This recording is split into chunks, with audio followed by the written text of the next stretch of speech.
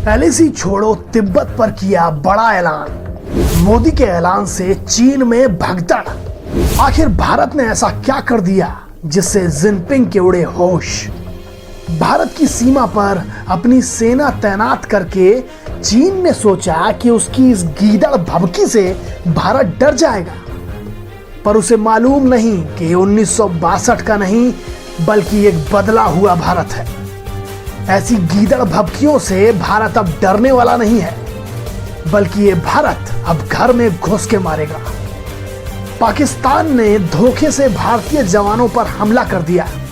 पूरा देश इस हमले से डर गया। मोदी जी ने कहा कि ऐसा बदला लिया जाएगा कि पूरी दुनिया याद रखेगी। भारत की सेना ने पाक में घुस के उनके लॉन्चिंग पैड को तबाह कर दिया। पुनः एक बार जब पाक ने पुलवामा पर हमला करवाया तो भारत ने एयर स्ट्राइक करके पाकिस्तान को धूल चटा दी। पूरी दुनिया भारत की ताकत को देखती रह गई। इसके बाद भारत ने पाक को पूरी तरह से अलग थलग कर दिया। अब हाल ऐसा है कि पाक के पीएम शहनवाज खुद कहते हैं कि आज हालात ऐसे हो गए हैं कि हम अगर किसी देश को फोन करते हैं तो उन्हें लगता है कि उनसे पैसे मांगेंगे। पाक की बर्बादी के बाद अब चीन की बारी है। सुपर पावर अमेरिका ये मान चुका है कि भारत चीन की हेकड़ी का मजबूती से जवाब दे रहा है।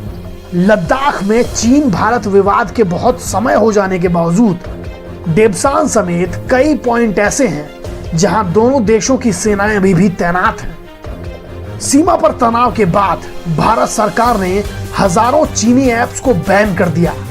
साथ ही चीन की कई कंपनियों को दिए गए सैकड़ों टेंडर भी निरस्त कर दिए गए। इसके बाद चीन को भारत की ताकत का अंदाजा हो चुका है। चीन ने वेस्टर्न थिएटर कमांड भी मजबूत किए हैं। यह पूरा एरिया भौगोलिक रूप से बहुत चुनौतियों से भरा है, इसलिए चीनी सैनिक यहां मोर्चे पर ज्यादा देर तक टिक नहीं पाते। इसलिए जिनपिंग ने इस एरिया में बहुत सैनिक और सेना का बहुत ज्यादा सामान पहुंचा के आर्मी के मनोबल को बनाए रखने की कोशिश की। और इस एरिया में सबसे ज्यादा हथियार और आधुनिक तकनीक सबसे पहले भेजी जाती है। 14वीं पंचवर्षीय योजना में चीन ने सबसे ज्यादा बजट इसी कमांड को दिया।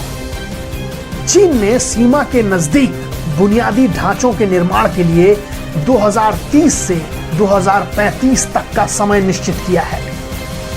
इस एरिया में सैन्य शक्ति को बढ़ाने के लिए चीन ने स्वायत्त एरिया में और उसके आसपास नया रेलवे, नया राजमार्ग और 30 नए हवाई अड्डे बनाने का प्रस्ताव रखा है।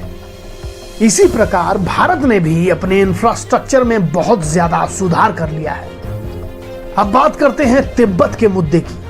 हुआ कुछ ऐसा था कि 1950 में चीन की लिबरेशन आर्मी ने तिब्बत पर हमला कर दिया और चीन ने तिब्बत को अपने में मिलाने का पूरा प्रबंध कर लिया। इस मुद्दे पर सरदार पटेल बने तत्कालीन प्रधानमंत्री जवाहरलाल नेहरू को एक पत्र लिख के ये सलाह दी थी कि भारत सीमा पर अपनी सैन्य व्यवस्था दुरुस्त करे और चीन द्वारा तिब्बत के अधिग्रहण का विरोध करे। तिब्बत हमेशा से हमारे मित्र के रूप में रहा है, जिसने कभी हमें समस्या नहीं पहुंचाई।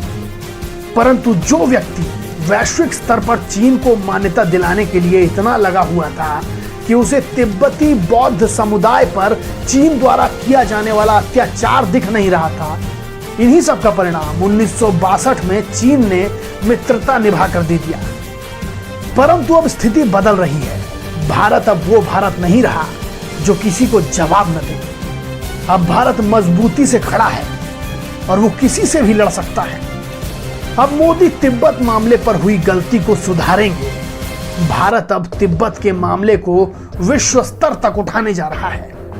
International campaign for Tibet talk के अंतर्गत कभी चीन में तैनात रही भारत की पूर्व राजदूत निरुपमा राव ने सरकार से ये याचिका की है कि वो अमेरिका जैसे देश के साथ मिलकर कुछ असरदार कदम उठाए। निरुपमा के अनुसार हमें अब केवल बातचीत पर नहीं रुकना चाहिए, बल्कि तिब्बत के लोगों के लिए हमें सब कुछ अधिक करना होगा। उन्होंने जवाहरलाल नेहरू की खिंचाई करते हुए कहा कि इतिहास के कुछ नीति निर्माताओं की सोच छोटी थी, उन्हें भविष्य की सुध नहीं थी। उन्होंने तिब्बत की महत्वपूर्णता को जाने कैसे चीन को दान कर दिया। भारत के इसी कदम से चीन की हालत पतली हो गई है। उसे अब तिब्बत को खोने का डर सता रहा है। इस वीडियो में दी गई जानकारी अगर अच्छी लगी हो तो इसे अपने दोस्तों के साथ शेयर कीजिए। चैनल पर अगर नए हैं तो सब्सक्राइब बटन दबाकर बेल आइकन पर टैप कर दीजिए ताकि हमारे नए वीडियोस के नोटिफिकेशन सबसे पहले आप तक पहुंचते रहें।